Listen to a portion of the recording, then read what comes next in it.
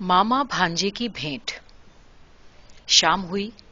लड़वैये अपनी अपनी छावनियों में लौट गए। नहा धोकर ताजे होने लगे। घायलों की मरहम पट्टी होने लगी। वीरों की थकान उतारने के लिए चतुर नाऊ उनका बदन दबाने लगे और कौरव पांडव पक्ष के वीर एक दूसरे से मिलने के लिए एक दूसरे की छावनियों में आने जाने लगे। चारों ओर नाच गाने और हंसी मजाक की महफिलें जुड़ गईं। युधिष्ठिर चुपचाप शल्य मामा से मिलने के लिए गए। मामा उन्हें देखकर प्रसन्न हुए। पूछा, कहो कैसे आए? आपसे एक भीख मांगने आया हूं मामा। कर्ण युद्ध क्षेत्र में अपना सारथी बनने के लिए यदि आपसे प्रार्थना करे तो इनकार मत कीजिएगा। शल्य बोले, मैं एक सूत के बेटे का सारथी भला क्यों कर बनूंगा? कर्ण अर्जुन से लड़ने के लिए आप ही को अपना सारथी बनाएगा मामा, क्योंकि वो जानता है कि रथ चलाने की विद्या में आप ही श्री कृष्ण से टक्कर ले सकते हैं। आप केवल इतना कीजिएगा मामा कि रास्ते भर अपनी बातों से कर्ण को निस्तेज करते रहिएगा कि कर्ण सुनकर डाह के मारे तड़प उठे। अर्जुन की रक्षा के लिए मैं आपसे यही प्रार्थना करने आया हूं। शल्य ने कहा, वैसे तो ये बड़ा अनुचित कार्य है कि जिसका सारथी बनूं उसी को निस्तेज करूं। फिर भी अपने भांजों के लिए मैं ऐसा करने का वचन देता हूं। धर्मराज युधिष्ठिर ये सुनकर बड़े प्रसन्न हुए और अपने शिविर में लौट गए। जासूसों ने दुर्योधन को ये खबर दे दी। वो तुरंत ही घबराकर शल्य मामा के पास आया और उसने पूछा, मामा युधिष्ठिर क्यों आए थे? शल्य ने चतुराई भरा उत्तर दिया, युधिष्ठिर ये कहने आया था कि यदि तुम मुझे कर्ण का सारथी बनने का प्रस्ताव करो तो मैं उसे इनकार कर दूं। तो फिर आपने क्या उत्तर दिया मामा? दुर्योधन ने घबराकर पूछा। मैंने साफ कह दिया कि इस समय मैं कौरव पक्ष से लड़ रहा हूं। दुर्योधन यदि मुझे कर्ण का सारथी बनाएगा तो मैं बेझिझक होकर उसके प्रस्ताव को स्वीकार कर लूंगा। प्रसन्न होकर दुर्योधन ने शल्य मामा के पैर छू लिए और कहा, मामा आप धन्य हैं। अर्जुन वीर तो अवश्य है, पर इस युद्ध में उसे जो विशेष यश मिल रहा है उसका कारण श्री कृष्ण की अद्भुत रथ संचालन कला ही है। श्री कृष्ण का मुकाबला तो केवल आप ही कर सकते हैं मामा, और मेरी ये प्रार्थना है कि आप मुझसे भी ऐसा करना स्वीकार कर लें। शल्य तो यही चाहते थे। सोचने विचारने के बहाने से जरा घमंड भरा नखरा दिखाकर एक आध दिन के बाद उत्तर देने की बात कहकर वो उस प्रसंग को टाल गए। महाभारत के युद्ध में भी कर्ण और अर्जुन युद्ध कला के नए नए करिश्मे दिखा रहे थे। कर्ण जब सेनापति बना तो पांडवों के पक्ष में भी गर्मी आई। अर्जुन का हौसला सचमुच युद्ध के लिए अब जागा। भीष्म पितामह और द्रोणाचार्य से बड़ी बहादुरी के साथ लड़ते हुए भी उसे ये बात याद रहती कि वो अपने दादा और गुरु से लड़ रहा है। युद्ध में जी जान से लड़कर भी वो अपना अदब नहीं छोड़ पाता था। लेकिन कर्ण और अर्जुन की लाग डांट तो बचपन ही से चली आ रही थी। कर्ण अपने आप को अर्जुन से बहुत बड़ा योद्धा मानता था और इसी तरह अर्जुन भी अपने आप को कर्ण से कहीं अधिक शक्तिशाली मानता था।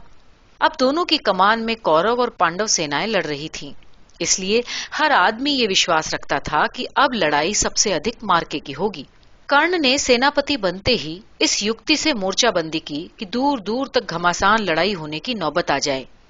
कर्ण ने पांडवों के जिस मोर्चे को कमजोर समझा वहां पर अपनी तगड़ी मोर्चाबंदी कर दी। बड़े बड़े योद्धा जो अलग अलग घूमकर हर मोर्चे के लिए लड़ते थे, इस चिंता में पड़ गए कि कहां कहां जाकर युद्ध करें। अग्निधारण अस्त्र आम तौर से गोलेनुमा होते थे। वे बड़ी ही मामूली किंतु बड़े कमाल वाली वस्तुओं से बना करते थे। अग्निधारण गोले गधे, ऊंट, बकरे और भेड़ों की लीद और मेंगनियों को गूगल, लाख, तारपीन और दो एक खास किस्म के पत्तों का चूरा मिलाकर बनाए जाते थे। क्षेप्यो अग्नियोग में भी ऊपर बतलाए गए पशुओं की लीद और मेंगनियों के अलावा कोयला, मोम और ऐसी ही कुछ वस्तुएं मिलाई जाती थीं। विश्वासघाती सचमुच बहुत ही विश्वासघाती होता था। उसमें कई तरह की धातुओं का चूरा, कोयला, मोम और तारपीन आदि ऐसी चीजें मिली होती थीं जो तीर के धनुष से छूटने पर तेजी से गर्माकर जल उठते थे और शत्रुओं के शरीर पर अंगारों की तरह लगते थे।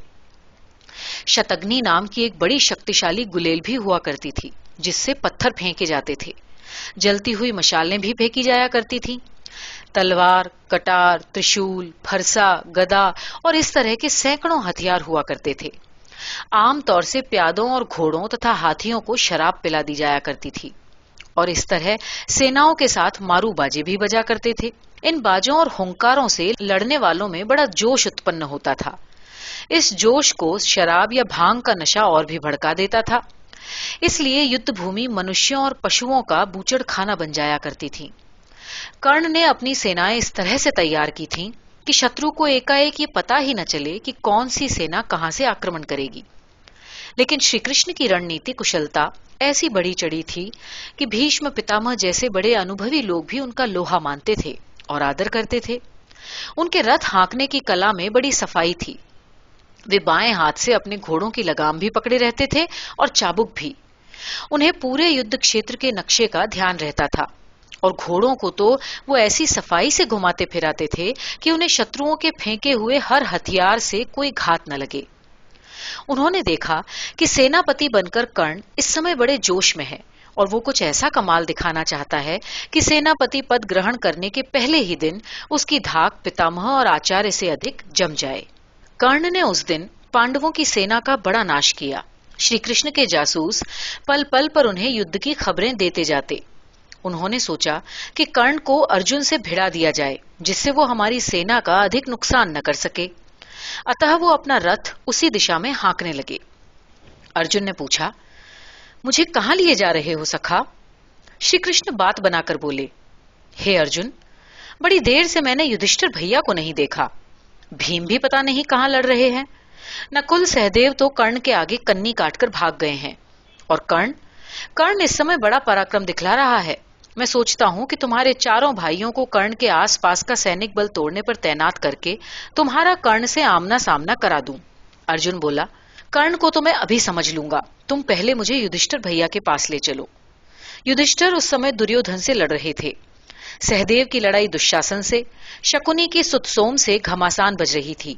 सहसा कर्ण और नकुल की मुठभेड़ हो गई। नकुल ने उसके सामने अपना रथ रोक कर कहा, अरे नीच कर्ण, ठहर तो सही। मैं बहुत दिनों से जिस दिन की प्रतीक्षा में था वो आज आ ही गया।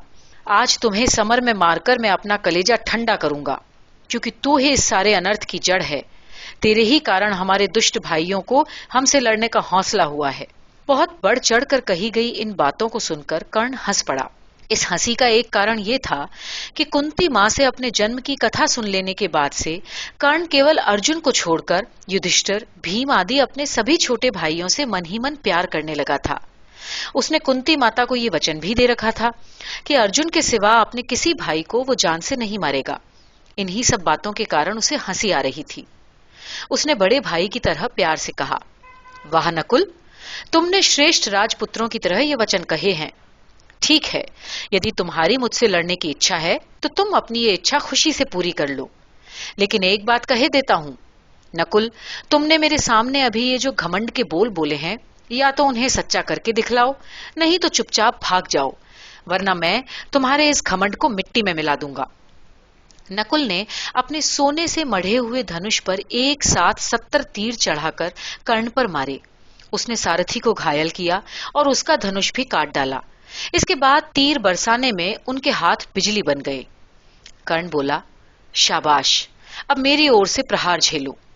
ये कहकर परम पराक्रमी कर्ण ने नकुल पर बाण चलाने प्रारंभ किए। नकुल भी उस दिन हौसले में आकर अपनी धनुष विद्या का कमाल दिखलाने लगा। कर्ण पहले तो नकुल को मानो खिलाते रहे, पर जब वो तेज पड़ता दिखलाई दिया तो कर्ण भी कुपित होकर प्रचंड बन गए। उन्होंने नकुल के कई धनुष काटे, उनके सारथी और चारों घोड़ों को मार डाला, उनके रथ के अगले डंडे काट दिए। नकुल ने गदा फेंकी सो उसे बीच रास्ते में ही तोड़ डाला। टूटे रथ से उतरते उतरते खींचकर नकुल ने लोहे का बेलन नुमा हथियार मारने के लिए हाथ में उठाया ही था कि कर्ण ने तीखे बाणों से वो बेलन भी मिट्टी में मिला दिया। नकुल अपनी तलवार निकालकर वार करने के लिए झपटे, पर कर्ण ने तलवार के उठते ही उसे भी एक ही तीर से काटकर दो कर दिया। अब नकुल निहत्थे हो गए। कर्ण ने हंसते हंसते उनके चारों तरफ ऐसे तीर बरसाने आरंभ किए कि उनसे बचने के लिए नकुल घबराकर कर्ण के रथ के पास दौड़कर बढ़ गए। कर्ण ने तुरंत ही अपने धनुष की डोरी में उनका गला फंसा लिया और हंसकर कहा, अब कभी बड़ों के सामने डींग मत हाँकना बच्चू। जाकर अपने भाइयों से कह दो कि कौरवों से लड़ना बच्चों का खेल नहीं, जाओ, भाग जाओ। नकुल बेहद लज्जित होकर वहां से निकले। अर्जुन उस समय संसप्तकों की सेना द्वारा अटका लिए गए थे। ये बड़ी शक्तिशाली सेना थी। इसके एक भाग को अर्जुन पहले खत्म कर चुके थे। अब दूसरा भाग सामने आया। बड़ी घमासान लड़ाई हुई। अर्जुन भी उस समय ऐसे ताव में आ गए कि शत्रुओं के लोथों पर लोथे गिरा दिए। बहे हुए खून की कीचड़ और लाशों की भरमार के कारण उस दिन युद्ध के मैदान में श्री कृष्ण को अपना रथ संचालन करने के लिए बड़ी सावधानी बरतनी पड़ी। अंत में संसप्तकों को पराजित करके अर्जुन अब कर्ण की तलाश में बढ़े। उन्होंने उसे अपने शिष्य महावीर यादव सात्यकी से लड़ते हुए पाया। सात्यकी अकेला नहीं था, बल्कि धृष्टद्युम्न, द्रौपदी के 5 पुत्र, सहदेव और भी कई देशों के राजाओं के साथ कर्ण अकेले जूझ रहे थे। पांडव दल के इतने वीर मिलकर भी कर्ण को पीड़ित नहीं कर पा रहे थे। उल्टे कर्ण ही सबको छका रहे थे। अर्जुन के वहां पहुंचते ही कर्ण ने हौसले में आकर एक शक्ति बाण उन पर भी फेंका, लेकिन अर्जुन ने उसे बीच में ही नष्ट कर दिया। उस रण क्षेत्र में अर्जुन के पहुंच जाने से एकाएक बड़ी गर्मी आ गई। सारे पांडव पक्ष के लोग अब कर्ण की चिंता छोड़कर कौरव सेना पर टूट पड़े। कर्ण और अर्जुन एक दूसरे को अपनी धनुर्विद्या और बाहुबल का चमत्कार जब तक दिखलाते रहे, उतनी देर में तो कौरव सेना की चटनी बन गई। हारे हुए लोग त्राही त्राही करने लगे। उस दिन का भयानक युद्ध देखकर सूर्य देवता भी मानो थक गए। सूर्यास्त ने कौरवों की लाज रख ली। कर्ण और अर्जुन आमने सामने आकर भी अपने लड़ने की चाह पूरी न कर सके। कर्ण बोला, भगवान देव की आज्ञा नहीं है कि आज थके हुए अर्जुन से युद्ध करूं। कल नया बल लेकर आना, देखूंगा कि तुम कितने बड़े वीर हो। मैं कल तुम्हें थका के मारूंगा। अर्जुन ने भी तपकर जवाब दिया, अर्जुन थकना नहीं जानता सूत पुत्र, वो तुम पर तरस खाता है। अर्जुन तुम्हें एक दिन का जीवन जीने के लिए और दे रहा है। अपनी जो कुछ साधें हो पूरी कर लो, इसी बीच पूरी कर लो। धमकियों और ललकारों के साथ दोनों वीर अपनी अपनी छावनियों में लौट गए। दुर्योधन और कर्ण की सलाह। उस दिन कौरवों की छावनी में सैनिकों का मनोबल बहुत गिरा हुआ था। जो सिपाही अर्जुन और पांडव की सेना से करारी मार खाने के बाद भी जीवित लौट आए थे, अपने भाग्य को सराह रहे थे। लेकिन दोबारा ऐसी मार खाने की उनकी हिम्मत नहीं रह गई थी। दुर्योधन और कर्ण को उस समय सबसे बड़ी चिंता यही थी कि अपनी सेना के इस गिरे हुए मनोबल को कैसे उठाया जाए। दोनों मित्र आपस में बैठकर बातें करने लगे। दुर्योधन ने कहा, मेरे गुप्तचर ये खबर लाए हैं कि हमारे सिपाहियों में इस समय अर्जुन की बड़ी धाक जमी है। उसने 2 मोर्चों पर आज हमारी सेनाओं को बहुत तहस नहस किया है। ये सुनकर कर्ण को ईर्ष्या हुई। उसने कहा, इन बातों के पीछे जो भावना काम कर रही है उसे मैं अच्छी तरह समझता हूं। मेरे भी गुप्तचर हैं, वे जो कुछ खबरें लाए हैं उसे सुनकर मुझे ये लगता है कि शत्रु पक्ष के चतुर प्रचारक तुम्हारे बाबा बुढ़ऊ भीष्म की उस बात को जगह जगह दोहरा रहे हैं जो उन्होंने 2 वर्ष पहले कही थी। सेना के निस्तेज होने में भी दोष मेरा नहीं, बल्कि उसी बुढ़े का है जो तुम्हारा होकर भी सदा तुम्हारे साथ विश्वासघात करता हुआ अब मरणशैया पर पड़ा है। कर्ण की क्रोध और घृणा से भरी बातें सुनकर दुर्योधन चुप रहा। लड़ाई छेड़ने से पहले जब श्री कृष्ण समझौते का प्रस्ताव लेकर हस्तिनापुर आए थे, तब भीष्म पितामह ने दुर्योधन और कर्ण के सामने ही दोनों पक्षों की ताकत पर विचार करते हुए अर्जुन को रथयूथ युथप बतलाया था और कर्ण को अर्धरथी। इस पर कर्ण उस समय भी पितामह पर बहुत लाल पीले हुए थे और आज अपनी सेना में जगह जगह अर्जुन की प्रशंसा दोहराए जाने की सूचना पाकर वो एकदम से तप उठे। रथ यूथ युथप योद्धाओं में सबसे बड़ी डिग्री मानी जाती थी और अर्धरथी का दर्जा उससे काफी छोटा होता था। कर्ण को यही तो जलन थी। वो इस सारे दोष की जड़ अपनी मां कुंती को मानता था कि उन्होंने सर्वगुण संपन्न होते हुए भी उन्हें पाप की संतान के रूप में जन्म दिया। लेकिन कर्ण इस बात को न तो अपने मुंह से निकाल सकते थे और दूसरी ओर बड़ा न्यायी और उदार मना होने के कारण न वो अपनी जन्म देने वाली कुंती माता को ही दोष दे पाते थे। इसलिए वो अपने जी की सारी जलन अर्जुन और भीष्म पितामह पर डाल दिया करते थे। उन्होंने बिफर कर कहा, तुम्हारे बूढ़े मेरा जो मूल्यांकन कर गए हैं उसका जवाब तो मैं कल दे दूंगा, पर मैं अपने वास्ते श्री कृष्ण जैसा कुशल सारथी कहां से लाऊं? अर्जुन की आधी जीत तो श्री कृष्ण है। ये कहकर कर्ण हाथ मलने लगा। दुर्योधन गंभीर हो गए। उसने पूछा, तुम्हारी राय में हमारे पक्ष में सबसे अच्छा अश्व विशारद कौन है? कर्ण सोचकर बोले, श्री कृष्ण से मजे की टक्कर लेने वाला एक ही राजा अपने यहां है, मगर वो ऊंचे क्षत्रिय कुल वाला भला मुझ सूत पुत्र का रथ क्यों हाँकने लगा? दुर्योधन ने कहा, तुम मद्रराज शल्य की बात कर रहे हो ना? मैं जानता हूं कि शल्य मामा बड़े अभिमानी हैं, पर वो दिल के बड़े भोले भी हैं। मैं मनाऊंगा तो मान जाएंगे। आओ, हम लोग इसी समय उनसे मिलकर बात कर लें, और वहीं तुम अपने कल के युद्ध की व्यूह रचना पर भी सोच विचार कर लेना। ये कहकर दुर्योधन चटपट उठ खड़ा हुआ। कर्ण भी चलने के लिए तैयार हुआ, लेकिन एकाएक ठहर कर बोला, सुयोधन, मद्र नरेश से मिलने से पहले तनिक इस दृष्टि से विचार भी कर लो कि वे नकुल और सहदेव के सगे मामा हैं। दुर्योधन ने कहा, अरे तुम इस बात की चिंता मत करो। मित्र, मैं शल्य मामा को सदा से जानता हूं, इसीलिए तो मैं उन्हें अपने पक्ष में पटा लाया। तुम देखना, मैं बात की बात में तुम्हारे सामने ही मामा जी को मूंड लूंगा। ये कहकर कर्ण का हाथ पकड़कर वो खेमे से बाहर निकल आया। शल्य सारथी बने।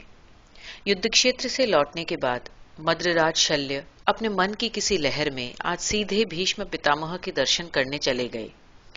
लौटने लगे तो युधिष्ठिर ने अकेले में उन्हें घेर लिया।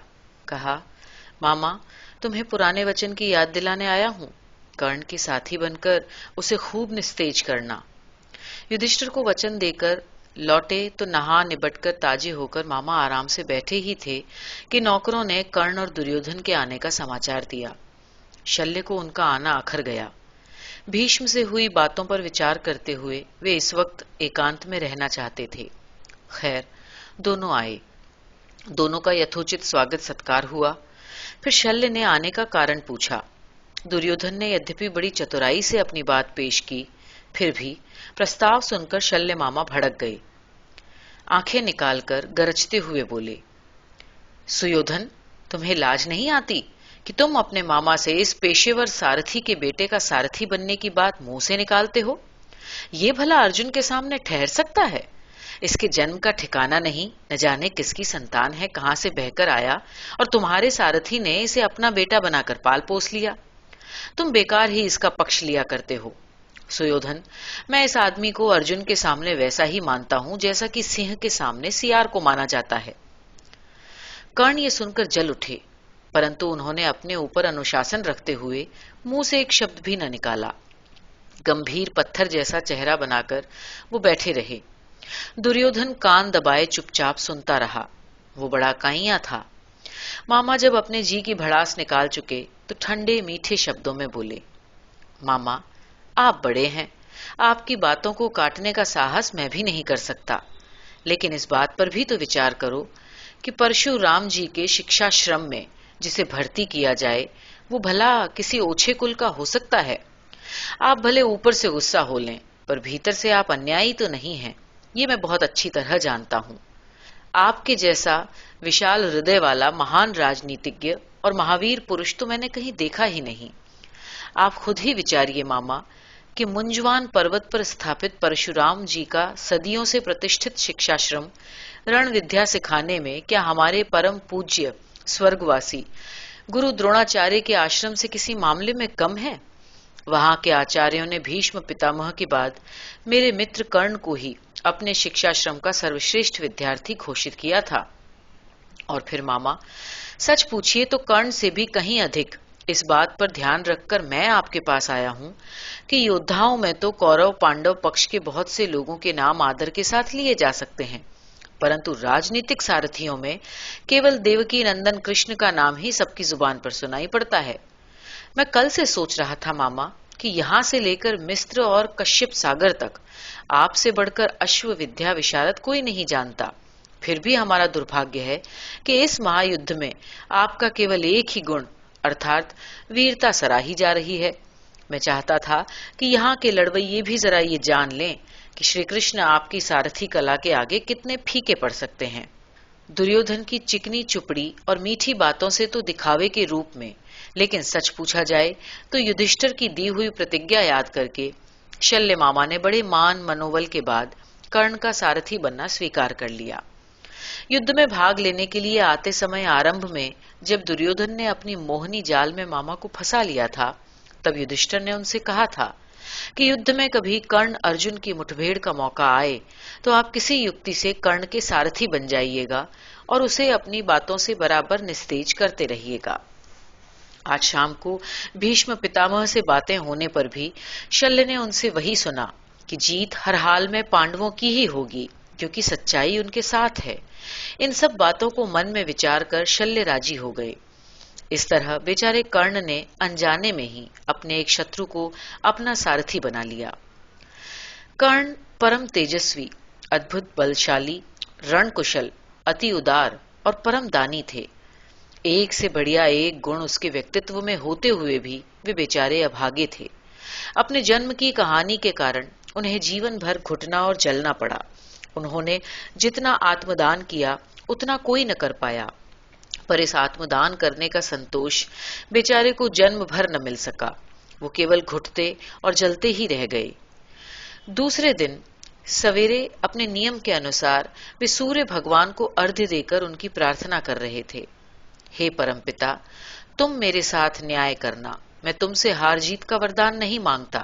मैं केवल यही चाहता हूं कि आज रण में मेरे पराक्रम को देखकर संसार ये मान ले कि अर्जुन मेरे आगे ओछा योद्धा है।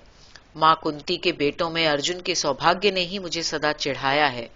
दुनिया मेरी इसी चिढ़ का सच्चा कारण जान ले। जिसे वो सर्वश्रेष्ठ वीर मानती है, वो कर्ण के आगे कच्चा है। युद्ध के ढोल, दमामे, तुरही, नरसिंघे आदि बाजे बजने लगे। कर्ण ने बड़ा ही तगड़ा व्यू रचाया था। शल्य को सारथी बनाकर कर्ण रथ पर ऐसे बैठे थे मानो मेघ के ऊपर सूर्य बैठा हो। तब कर्ण का रथ युद्ध क्षेत्र की ओर चला।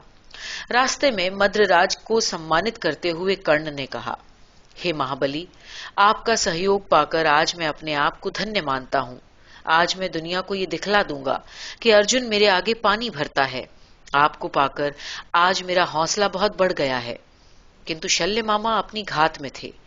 वे उसे निस्तेज करने के लिए ठंडे ठंडे स्वर में बोले, देखो भैया, मैं तो ये बात मान लूंगा कि तुम अर्जुन से बड़े वीर हो, मगर अर्जुन के बाण ही जब तुम्हारे छक्के छुड़ा देंगे तो मैं दुनिया से ये कैसे मनवाऊंगा कि तुम ही सबसे बड़े वीर हो।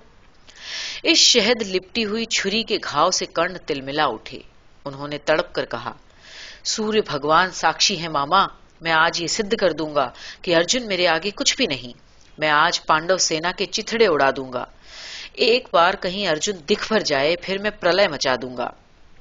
शल्य बड़ी सामंती ठसक के साथ बोले, अरे ओ सूत के बेटे, तुम भला राजपुत्रों का क्या मुकाबला कर सकोगे। तू जिसके घर में पला है वो अर्जुन के पिता का नौकर था। तेरी हस्ती क्या है जो तू महाबली अर्जुन का मुकाबला कर सके। कर्ण ये सुनकर एकदम से चिढ़ उठा।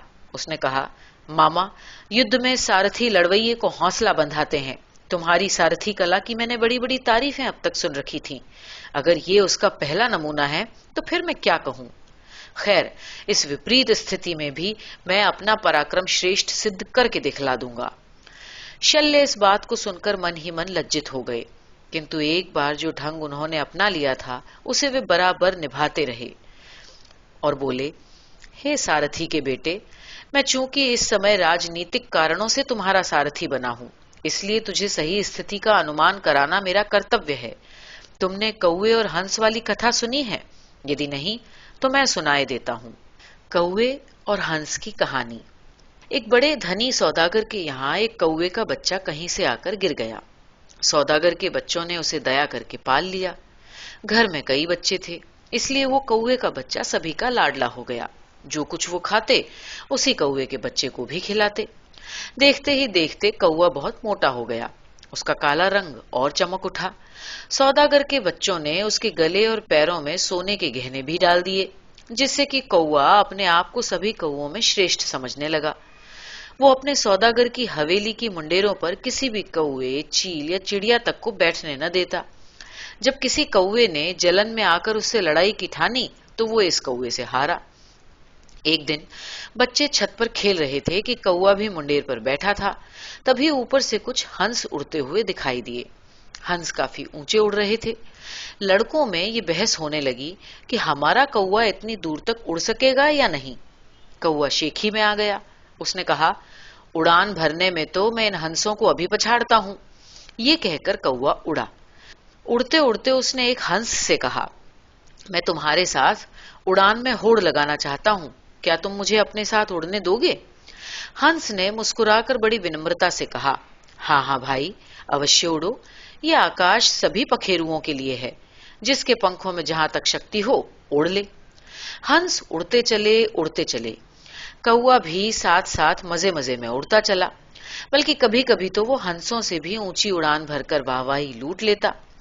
लेकिन जब हंस उड़ते हुए पश्चिम दिशा में आए तो हजारों मील लंबा समुद्र नीचे दिखाई देने लगा। तब कौवे के पंखों ने जवाब दे दिया।